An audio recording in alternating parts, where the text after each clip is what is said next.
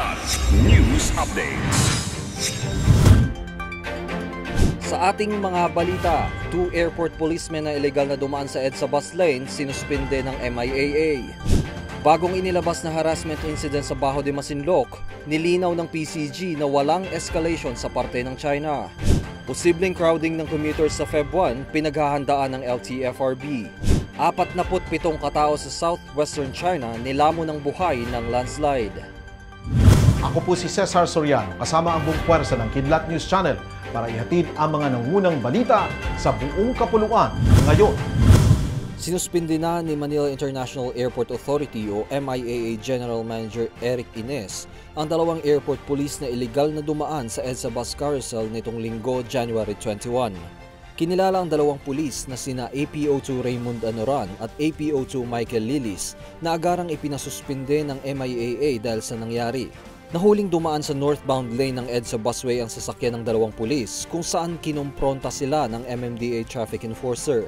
Kinangkapan ng pulis na agawin ng cellphone ng traffic enforcer nang mahuling kinukunan siya ng video nito matapos itangging ibigay ang kanyang driver's license. Samantala, inatasan na ni Ines si Assistant General Manager for Security and Emergency Service retired Brigadier General Manny Gonzales na hawakan ng investigasyon.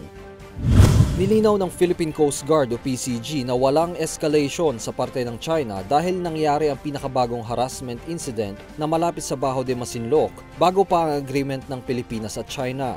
Saad ni Commodore J. Tariela, PCG spokesperson for the West Philippine Sea, mayroong naganap na pag-uusap noong January 17 sa pagitan ng 2 bansa para i-de-escalate ang tensyon sa West Philippine Sea, 5 araw matapos ang panghaharas sa mga Zambales fishermen noong January 12.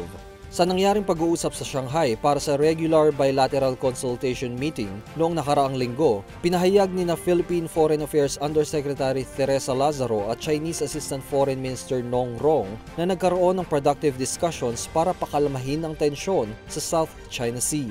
Gayunpaman, kinukundina pa rin ng gobyerno ng Pilipinas ang nangyaring panghaharas. Sinabi ni National Task Force for West Philippine Sea o NTFWPS spokesperson Jonathan Malaya na alarming ang nangyari dahil papalapit ng papalapit ang mga insidente. Titiyakin ng Land Transportation Franchising and Regulatory Board o LTFRB na may mga sapat na transportation mode sa February 1 kung kailan hindi napapayagan ang mga unconsolidated public utility vehicles o PUV na pumasada.